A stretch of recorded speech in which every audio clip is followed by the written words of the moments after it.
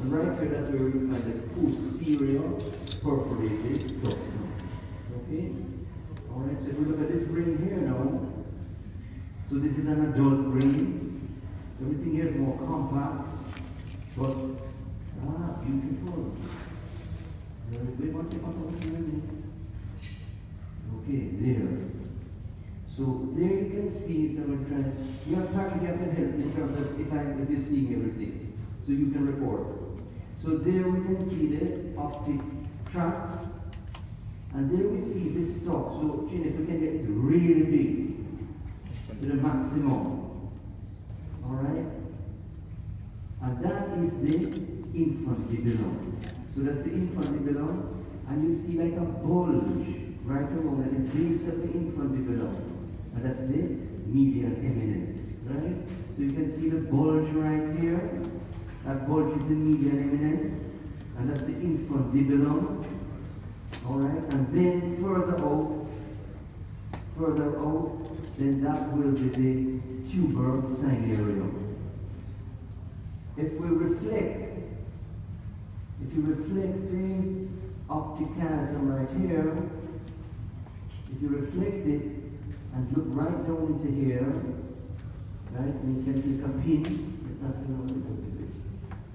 take a pin, and come right into here.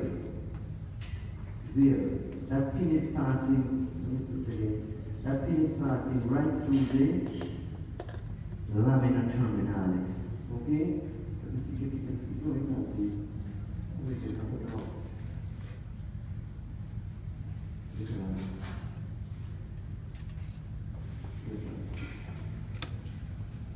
There. Can you see the one in there? Can you see the one in there? Here? You can see where the pin is piercing it. Okay? So that is the lamina terminalis. Reasonable? And remember the lamina terminalis forms the rostral extent of the hypothalamus. The hypothalamus extends as far rostrally as the lamina terminalis. Represents the anterior end of the neural tube. So these are the optic nerves. That's the optic chiasm right here. This is the lamina terminalis right there. Okay, and if you reflect back here, you will see now right here, that's the infundibulum. So this is a stalk-like structure, that's the infundibulum, reasonable. That infundibulum, in some of them you'll see the porta hypophyseal vessels surrounding it. And then at its base, it's enlarged to form the median eminence. And what does the median eminence contain? What's your name right here? Shamara, yes. So Shamara, what does the median eminence contain? So what does it contain? The arcuate nucleus. Reasonable? The arcuate nucleus, which is very important for the production of releasing factors. And in that area, there is no blood-brain barrier, right? So the superior hypophyseal vessels will go up into this area and break into your capillary plexus. Reasonable? Pick up all the releasing factors and then carry them by the porta hypophyseal vessels down into the anterior pituitary to then form a secondary capillary plexus. Reasonable? What do you mean by a portal system? Shamara, what do you mean by a portal system? What constitutes a portal system? What constitutes a portal system? A portal system is anywhere in the body where you have two intervening capillary plexuses. Right? Where you have two intervening capillary plexuses. Reasonable? So in this case, now an artery is pumping blood into a capillary or arteriole into a capillary plexus in the median eminence, reforming porta hypophyseal vessels, which will then form back again into a secondary capillary plexus. Reasonable? And from there, now via hypophyseal veins will drain into the cavernous sinus. So all these hormones, etc., released from the pituitary gland will end up in the cavernous sinus. So all the hypophyseal veins will drain to the hypothalamus. So when you look in this area here, we see the internal carotid arteries. So that's the internal carotid arteries right here. That's its main continuation, which is the middle cerebral. Then it has an anterior cerebral coming off. And then the internal carotid artery is going to give many branches. But they have been sort of torn off. Here I brought another brain to show it. But there are many small branches coming off. And right over the internal carotid artery will be the superior hypophyseal artery. The superior hypophyseal artery is a direct branch of the internal carotid. Let me see here now the posterior communicating artery. That's a posterior communicating artery that's coming right up here. Right here, this is a basilar artery. Right, that's a basilar artery right here. And that basilar artery now is going to give rise to the superior cerebral and the superior cerebellum and the posterior cerebral. So all of that is occurring in the interpeduncular fossa. Now in this one, when you look, here's the thing you have to get way down in here. Okay, because this is an adult brain, so it's way down in the depths there. So you can see right down in there. You can see those two bones. Okay, so those are the mammillary bodies. Reasonable? You can see the mammillary bodies right down in there. You see them, baby? Right? They're naturally so they look like X, Y, Z. So they call them mammillary bodies. Reasonable? So these are the mammillary bodies that we see right now. They're quite intrigued with them when they saw them first. Leave it alone. You can't see it there? I'm sure we've all seen mammillary bodies already. Leave it alone.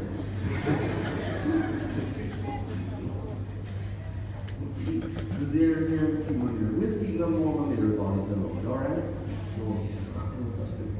Okay, so there we can see now, so we see a little of the topography here. This is the amygdala. Sorry, this is the uncus right here.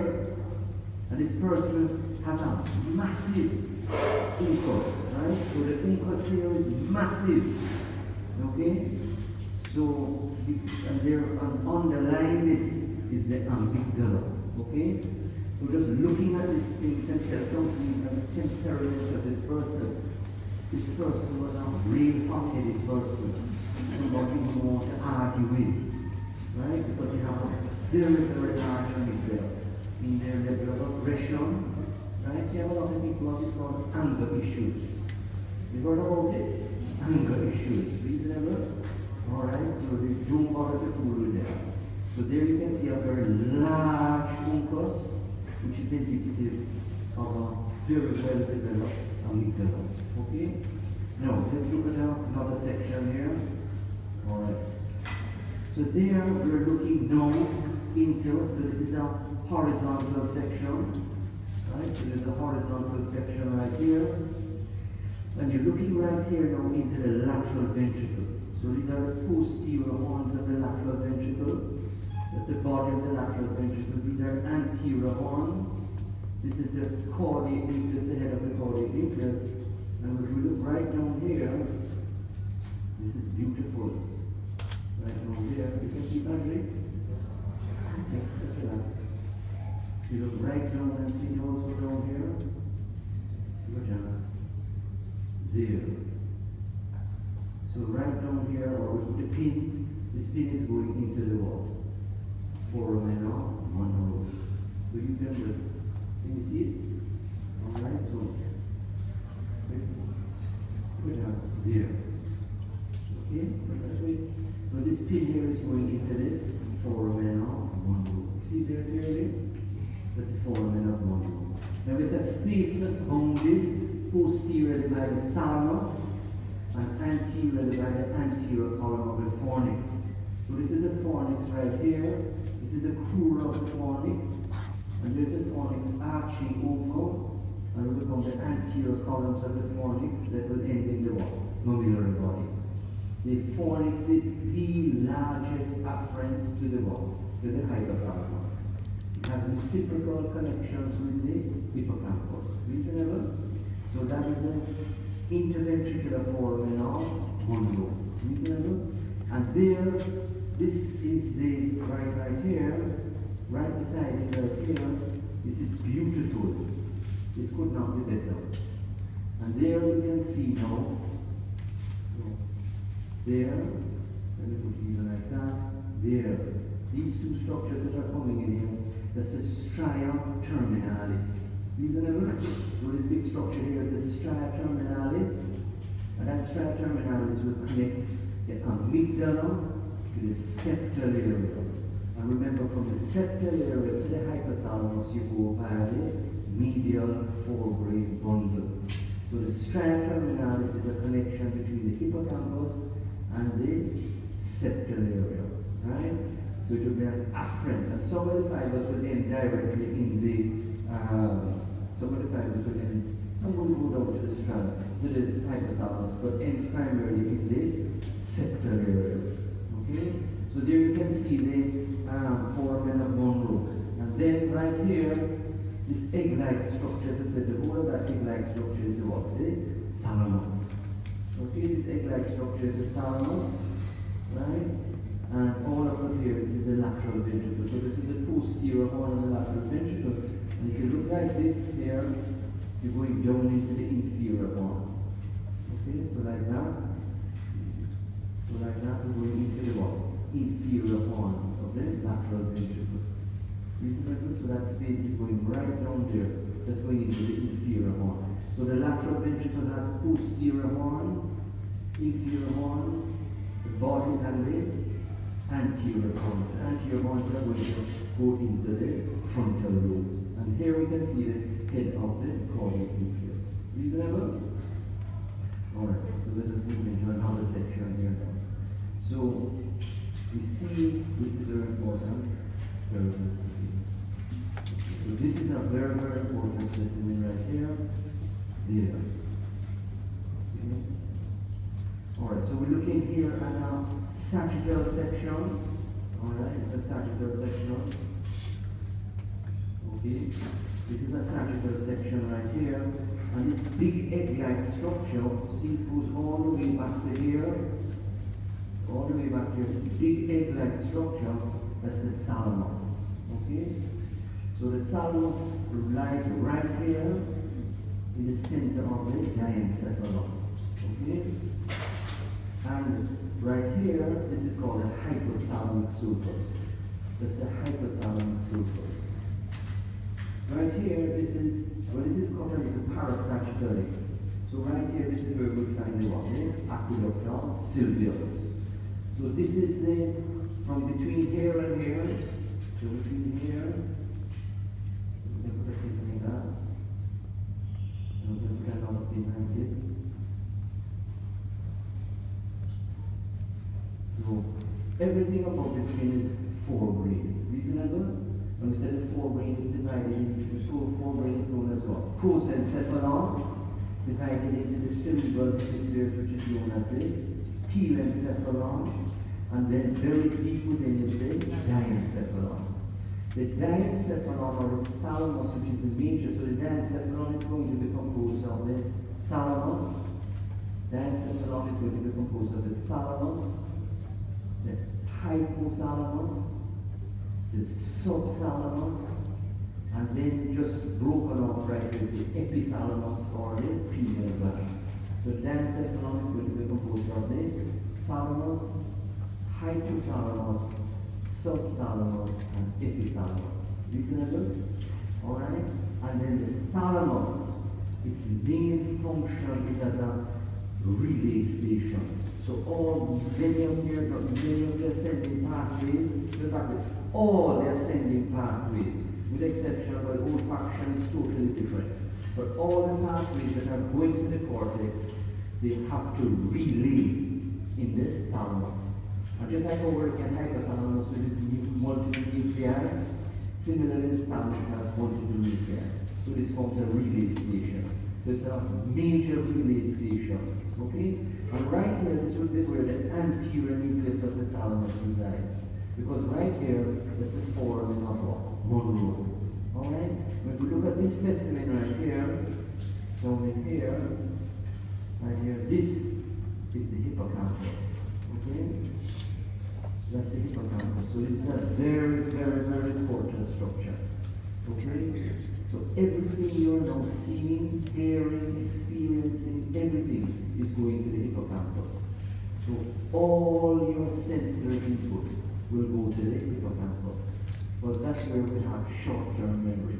Short-term memories will become long-term memories. So just as you enter the door, you get into this gross anatomy lab, right? Similarly, all impulses are traveling through the hippocampus.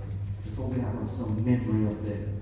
Both visceral, for example, your stomach was hurting or something like that, or the sense of distension of the urinary bladder, everything must pass through the hippocampus. And then from the hippocampus, it is going to pass into the fornix. So there's the fornix right here, right? So that's the fornix right here. There's a blood vessel right here, something in the way right here. This is very delicate in this specimen. So there's the hippocampus right here. And you see that the hippocampus is forming the anterior boundary of the foramen of Monro. Then if you really look at the chin hard, you see that the fornix will come down and come in relation to the anterior commissure. So that's the anterior commissure right here, see right there? And just like this, it goes like that. Okay? So the fornix hits the anterior commissure and divides into precommissural fibers and postcommissural fibers. And the precommissural fibers, you can see this is an exam specimen, the pins are being just riddled with holes. Okay? From the exam. So this is a septal area. Reasonable? That's a septal area, which is going to be composed of basically two areas, the paraterminal gyrus and the paraolfactory gyrus. So because the lamina terminalis lies right here, in terms of the word terminal, this is the paraterminal gyrus, and anterior to this is the paraolfactory gyrus. So that's the septal area of the brain, and the septal area of the brain is very, very, very important. Contains the septal nuclei, and a lot of the impulses that are passing in the fornix, and remember nearly all of the stria terminalis will end up in the septal area. And then septal area sends out massive big communication tracts into the hypothalamus known as the what? Medial forebrain bundle. But the medial forebrain bundle, together with the medial forebrain bundle, is another tract that passes to the hypothalamus, but descends quite a bit down the brainstem. And that one is known as the dorsal longitudinal fasciculus. So both the dorsal longitudinal fasciculus and very important, the medial forebrain bundle. So the hypothalamus, the functions of the hypothalamus, very much dependent on the fornix, which is the big vein afferent, and also the medial forebrain bundle. But the dorsal longitudinal fasciculus is there. And remember, just for exam's sake, there is the uncus. Here's the uncus right here. Victor said it's the amygdala, and the amygdala sends two major efferents. Remember we said that? One efferent is the stria terminalis, and then the other one is called diagonal band of Broca. So the diagonal band of Broca is going to underlie the anterior perforating substance and then go to the septal area. Alright? So this is septal area right here. So all of this area here is the hypothalamus. Okay? That's all of the hypothalamus. And this is the cerebral peduncle. Right? Now the midbrain of the mesencephalon has two parts. This part right here, which is this overlying here. So from here to here, this is the cerebral peduncle. And then the back part is known as the what? Tectum, with the colliculi. Okay? So there, this is the, and then also known as the basis peduncular, the procervi. Now, just so you can understand, very, very quick and basic diagram, just a section through the midbrain. Because here you only see like procervi, tegmentum, and all that, reasonable? So just for the basic understanding of what the hypothalamus is continuous with. This is a cross section like through the neck, because the It's just a cross section here through the midbrain. So that's the aqueduct of Sylvius, reasonable. So everything back here is known as the tectum. Right? And then when we look at the whole of this coming forward, the whole of that coming forward here, this is called cerebral peduncle. Cerebral peduncle. Then in here will be something called the substantia nigra, right, for dopamine. And then the whole of this is cerebral peduncle. Cerebral peduncle composed of A plus B plus C. Cerebral peduncle equals A plus B plus C, where A is equal to the tegmentum, B is equal to the substantia nigra, and C equals crus cerebri or basis peduncle. Reasonable? Alright? So basically, we see that the cerebral peduncle has three components. Okay? So, and then here, is the anterior posterior perforated substance. Okay? So when we say that the posterior lateral boundary, remember the posterior lateral boundary of the interpeduncular fossa? We can draw the interpeduncular fossa very quickly. So that's the optic tract. That's the optic chiasm right here. This is the optic, this is optic nerve, optic chiasm, this is optic tract. Reasonable? And this part here is called what? Crus cerebri or basis peduncle. And there this is called the pons. Reasonable? So the interpeduncular fossa is a space which is bounded anteriorly by the optic chiasm, posteriorly by the superior border of the pons, anterolaterally by the optic tract, posterolaterally we can say either by cerebral peduncle, crus cerebri, or basis peduncle. All of those are right. Reasonable? Then this is the infundibular stalk, which is right here. That's the infundibular stalk right here, or the infundibulum. And then surrounding the infundibulum, very important, is the medial eminence. Okay? So that's medial eminence. Then a territory out here is called, we can just call this tuber cynarium. Tuber what? Cynarium. And then we get the what? Mammillary bodies, reasonable, Betty? And then posterior to that we have the what? The posterior perforated substance. Isn't that so? Then coming out from here, very, very important is what? The third cranial nerve. So CN3. Okay, your chance.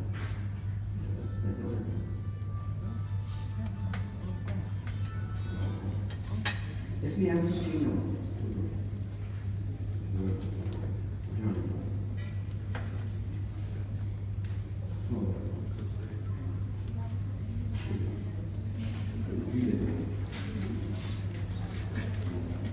Where?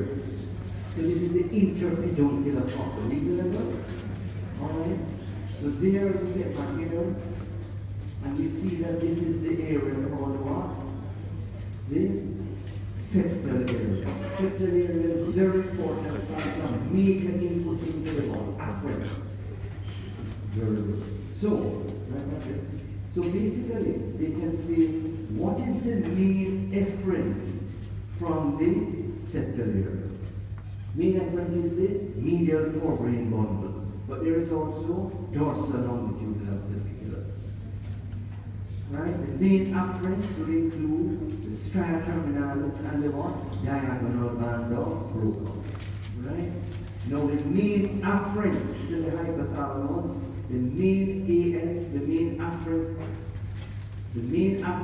to the hypothalamus from the septal area is medial forebrain bundle and dorsal longitudinal fasciculus. Reasonable? Before you set the question.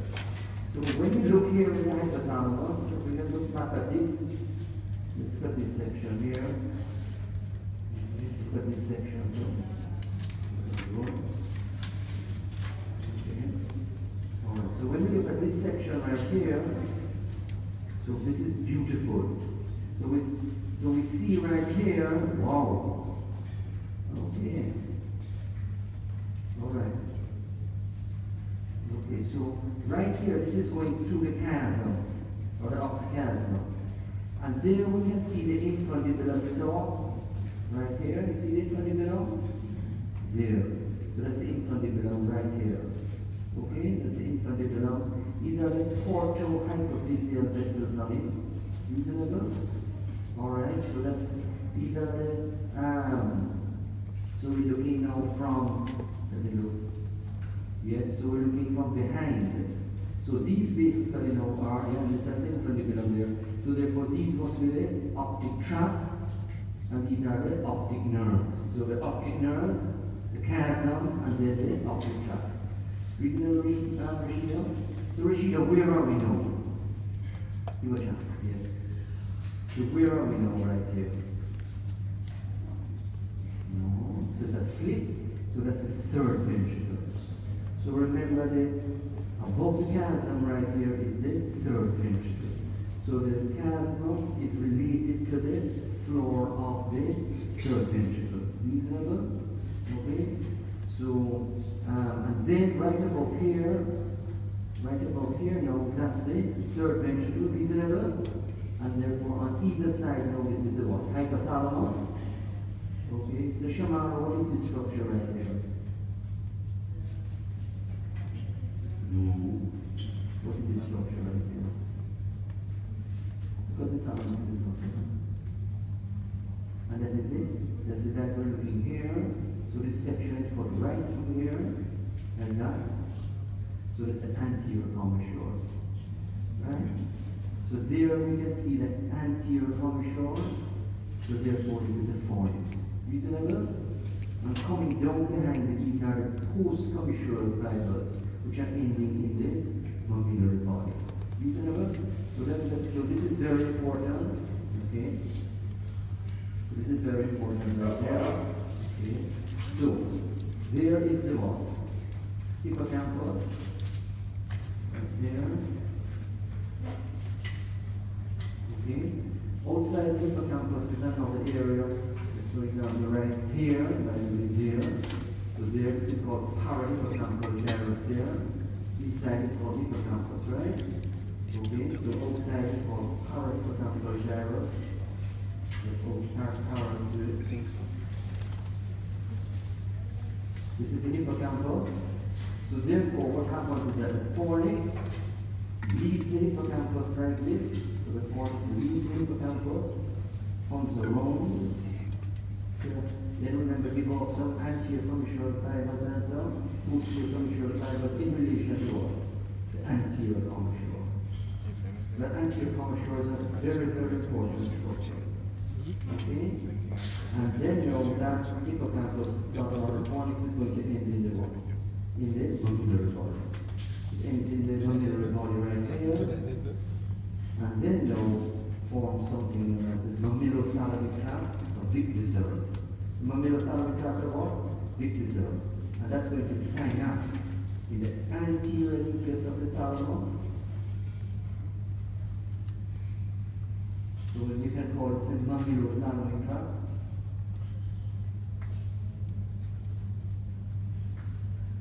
Reasonable? So it's going to end in the mammillary body. Reasonable? To the anterior nucleus. And from the anterior nucleus now goes up to the what? To this gyrus right here, this gyrus right here. And this gyrus right here is called the cingulate gyrus. So all of that is going to go into the cingulate gyrus. Right, the cingulate gyrus. And then there's going to be a connecting band that takes you from the cingulate gyrus right back around like this to the parahippocampal gyrus. Right? And this is there for the whole of this is called what?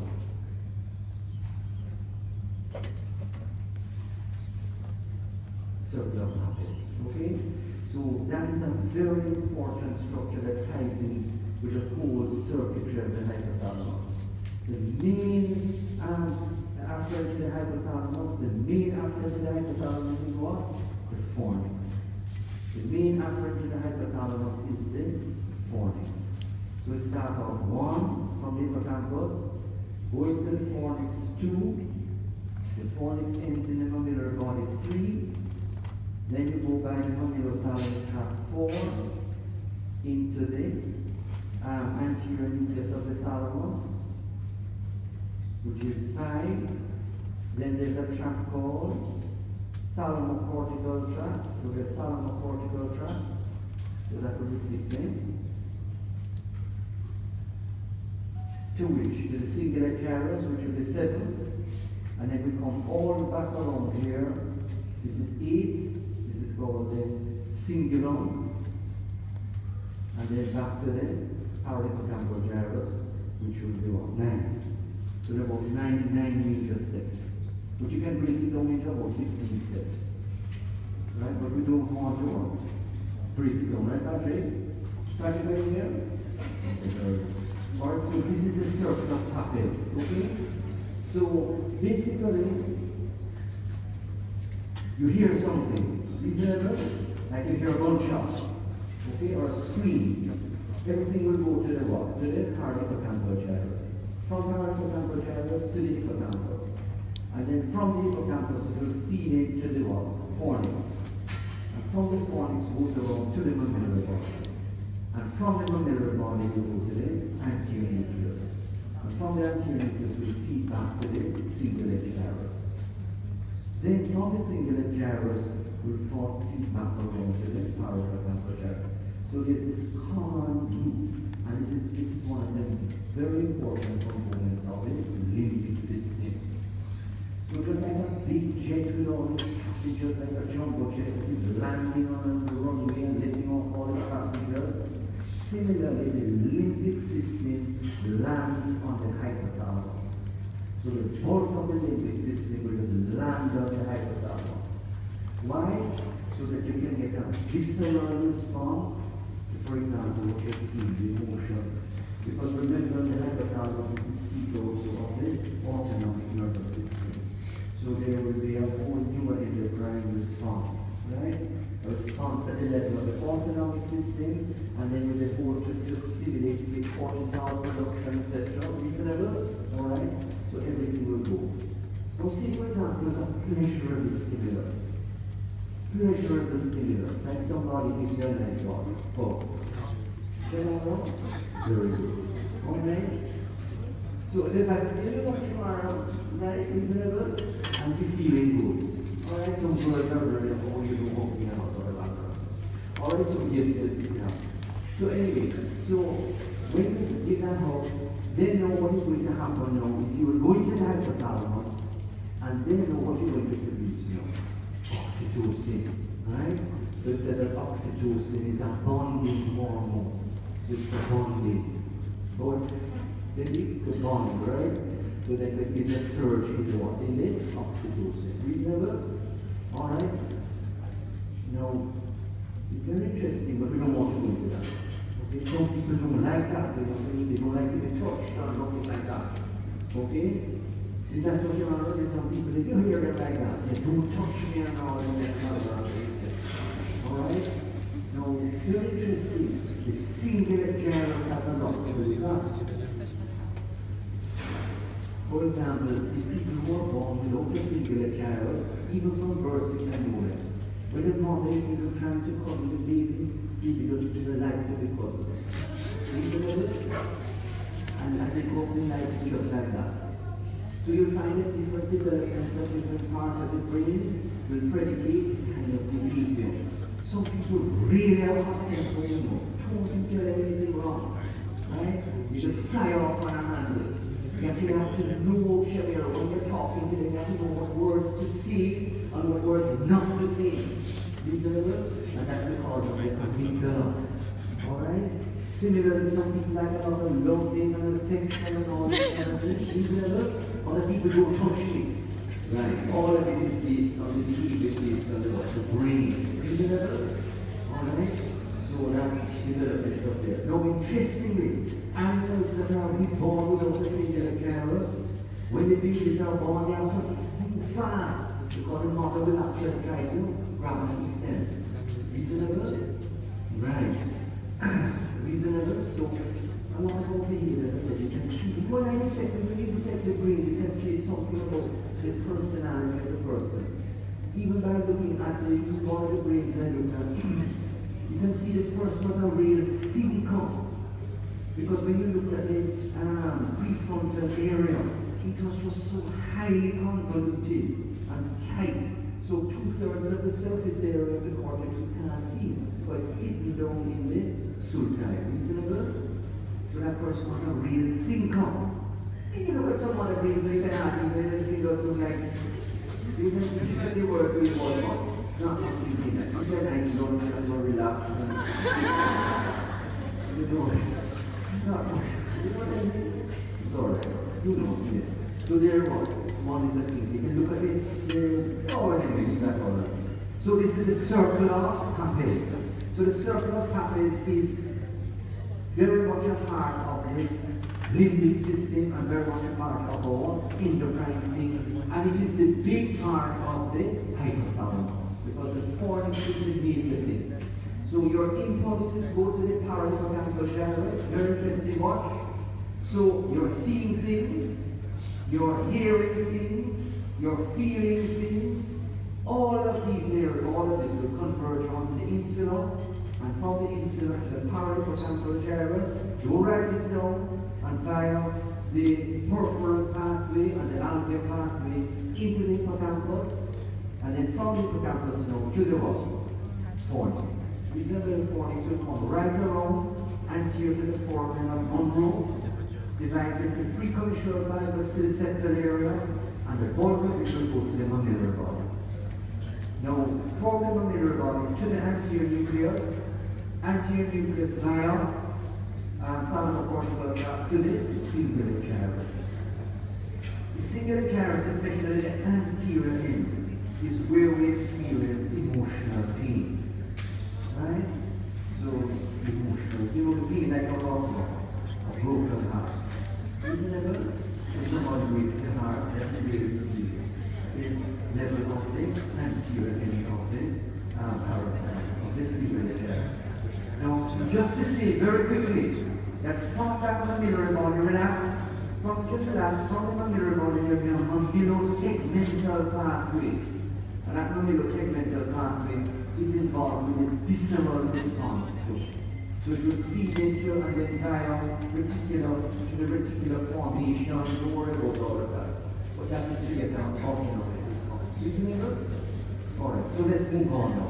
But you have to know. So by the way, how did they find out about this pathway? How did they find out that all of this connected together? How did they find out? Well, there was a famous guy called James Papez. And James Papez, while he worked with some dangerous things, he got the rabies virus. Isn't that so? And he injected the rabies virus into the fornix and was able to trace the whole pathway through. Isn't that right? So that was James Papez, I think in the 1950s. Right? So that is there. Now let's get back to this now right here. Okay? Yeah. No. Very good. Anything for tomorrow? Very good. So there we see now, that is the third ventricle. There is the hypothalamus, and this is the part right above the optic chiasm. And right here, in the exam they sometimes ask you, right at that point, two nuclei occur. One, the supraoptic nucleus. Two, the suprachiasmatic nucleus. Supraoptic and the suprachiasmatic nucleus. Now, Shamaro, the suprachiasmatic nucleus receives afferents from where? Teeth. The eye, the retina. Very good. So the tract is known as what? 300 marks. Retinohypothalamic tracts, right? Retinohypothalamic tracts. So their axons that leave the retina. Normally everything will go to visual, that you can see, but those ones don't go.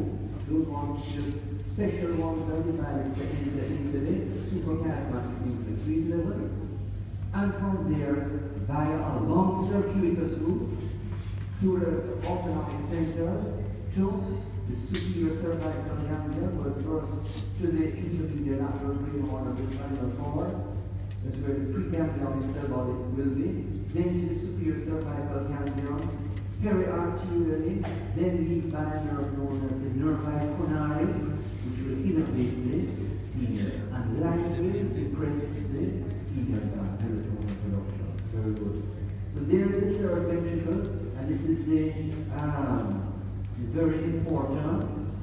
What is that nerve? The very important one. This is the anterior commissure. Reasonable?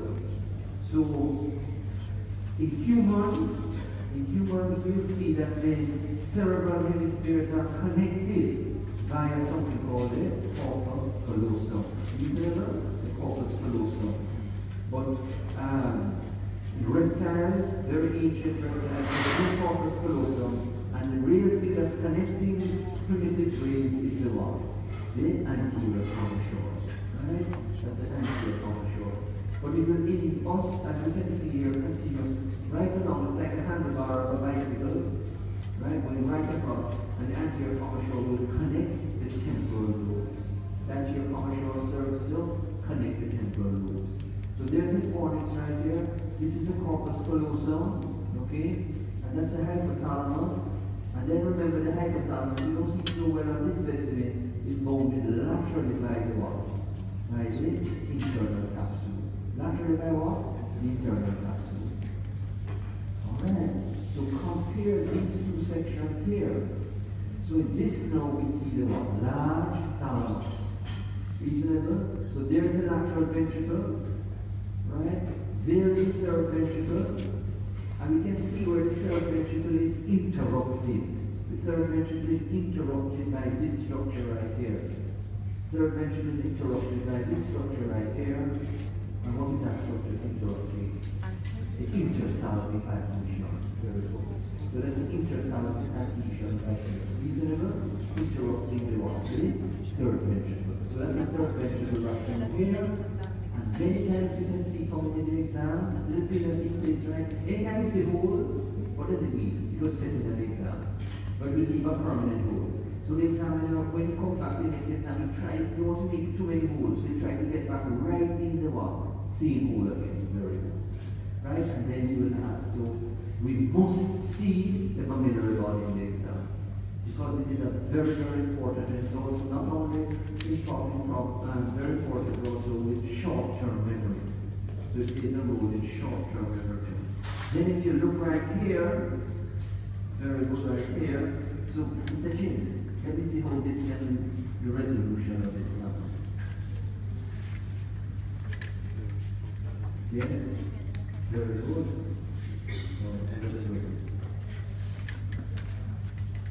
Very good. You see there? So that's the mammillothalamic tract. Remember?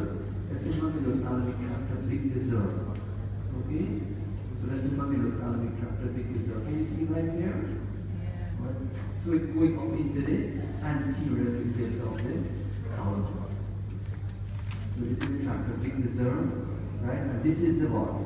Third ventricle, that is the interthalamic adhesion right here. Okay? Now, when we go across to this specimen here, right? When we go across to this specimen right here, we see later on that the pineal gland is going to lie right here, just inferior to that structure, which is, so I dissected out the what? The bulk of the corpus callosum. So this is the splenium of the corpus callosum. Reasonable? And then pineal gland will be right here, okay? And then this big band that we see right here, that band is known as the stria medullaris thalami. That's the stria medullaris thalami right here. Okay. Now, if we look here, right? So, with no, just put this there. Okay. So did you know what right down here now? How? This area is very important here. Okay?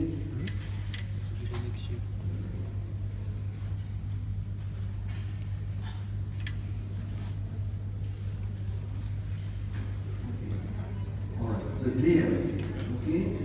So this area is the hypothalamus. Okay, so when you look at it right here, that's the optic chiasm right here. And this stalk coming down, that's the infundibulum. Right, that's the infundibulum stalk. Reasonable? Alright? So remember that the hypothalamus is divided into how many zones? 4. A preoptic, a supraoptic, a tuberal, and a mammillary. Reasonable? And then it's divided into, so it's divided into 4 regions, and then 2 zones. A medial and a lateral zone. The lateral zone containing the lateral preoptic nucleus, which is involved very much with things like anorexia, syndrome, all sorts of things like that. So feeding behavior. Alright? So when we come back like this, here, here, very good. So remember the nuclei. So first of all, we get the optic chiasm, which is right here. Then when we go to the optic chiasm, we get the what? Infundibulum, reasonable. Right here. Then right here now becomes the tuberal area. Then we go to what? The mammillary. Right? So we get into the zones. Right? And this zone here is called the preoptic, isn't that so? And then coming right here is what? The lamina terminalis. The lamina terminalis just comes like that. Reasonable? So that's the preoptic. Then here, this area is called the what? Supraoptic. This area is called the infundibulum. Reasonable? Then we have the what? Wait a minute. Hold on. This area is the infundibulum or the what? Or the tuberal and then the mammillary. Okay. Too much Trump last night. Okay? Very good. My wife is very upset. Very good. So this is what? Something to be upset about, except other than him. Optic. This area is called tuberal. And this area is called mammillary. Okay? And how many nuclei we said? 1, 4, 3, 2. Reasonable? So this will have the sexually dimorphic preoptic nucleus for gonadotrophin. It's reasonable. Sexually dimorphic preoptic 4. So the 4 are suprachiasmatic, right? Suprachiasmatic,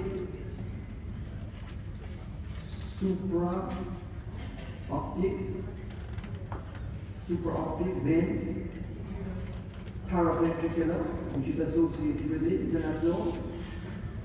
Paraventricular, and then the very large one, anterior nucleus, the center of the parasympathetic system. Then this one will have very important, that's the area of the median eminence. So right here forming an arc will be the arcuate nucleus. These are the infundibulum. The arcuate. Then who else will we have? We have dorsomedial and ventromedial. Reasonable? Then here we get the mammillary nucleus and the what? The large posterior nucleus. Very good. Alright? No, afferents and efferents. Blood supply we know is via the what? Primarily the superior hypophyseal artery. Reasonable? The posterior communicating artery also gives us supply. The posterior communicating. Reasonable? This word communicating very nice. Posterior communicating, right? So the posterior communicating will also give some supply. Some people say the posterior cerebral may give us a couple of tricks, but basically from the internal carotid artery, the superior hypophyseal. Alright, what about now afferents? We have some people, is anyone can do? These are people, very good. Very good. Alright.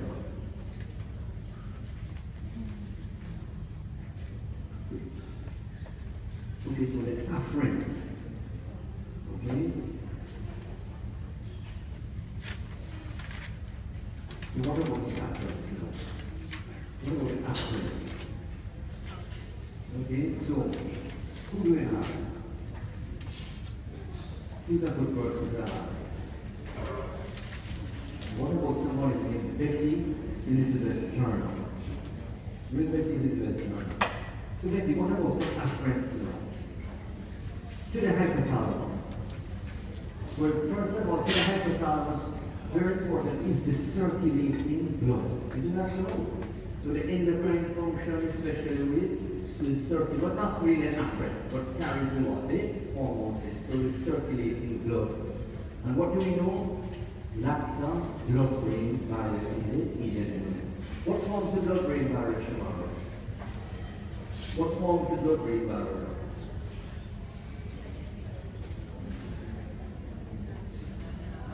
Talking about these are what? Tight junctions between the what? The endothelial cells. Okay? Then also the astrocytes will send what are called pyramid. There are some little deep astrocytic end processes that is also going to contribute to that. Okay? So the median eminence, laxa, blood-brain barrier. Right? Another area is the pituitary, pineal is also there, area postrema, reasonable. Okay? Very important. So, very important, the lack of the blood-brain barrier. Reasonable? No, main afferents, so I'm with you, Betty. Main afferents are, let's go with it. The fornix. Okay? Not very important afferent. The stria terminalis. What do you know about the stria terminalis? What do you know about the stria terminalis? Remember we saw it? See on the specimen here? The stria terminalis, this person has a very, very big stria terminalis. This stria terminalis there. Is Sachin alright? Sachin is not very good. That's the stria terminalis. Reasonable, huh? Very good. What about the stria terminalis? From the amygdala. So listen to me now. So what we're saying, Shamara, is that everything that feeds to the hippocampus feeds to the amygdala. But everything like a filter that will catch various dimensions of usually like that. So it will filter out anything especially that will present danger or a threat to you. Anytime there's anything that is going to be endangering you or any sort of threat. So they even put electrodes in the amygdala and expose people to like somebody we want to call a menacing expression. You know what I mean? Somebody looks at you now, a menacing way.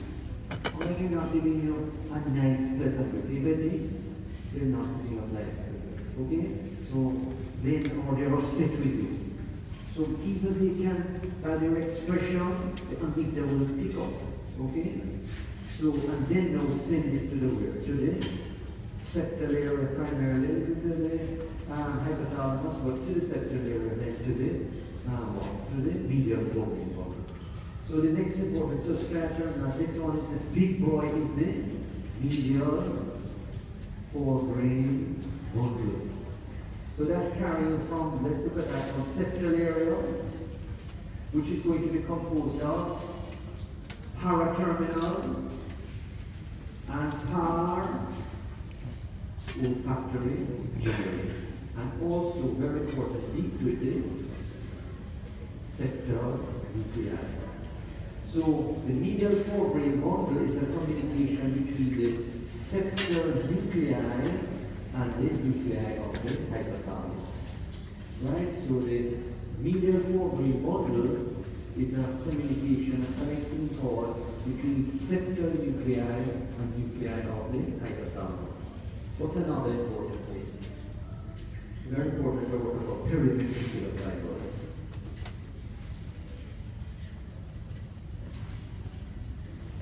So periventricular fibers. Then another very important one. What's another very important one? Afferent. Right? And if you ask Shamara, she's a lady that's what? On the ball. She's hot and on the ball. Very, very good. And then that is called, go ahead. Yes. Amygdala, temporal pathway. So that is for an immediate response. That's for what? An immediate response. Okay? Alright. When you bring the surprise, darkness finished. End of story. Chocolate. Alright. So that is the thing on hypothalamus. So come back to the next time.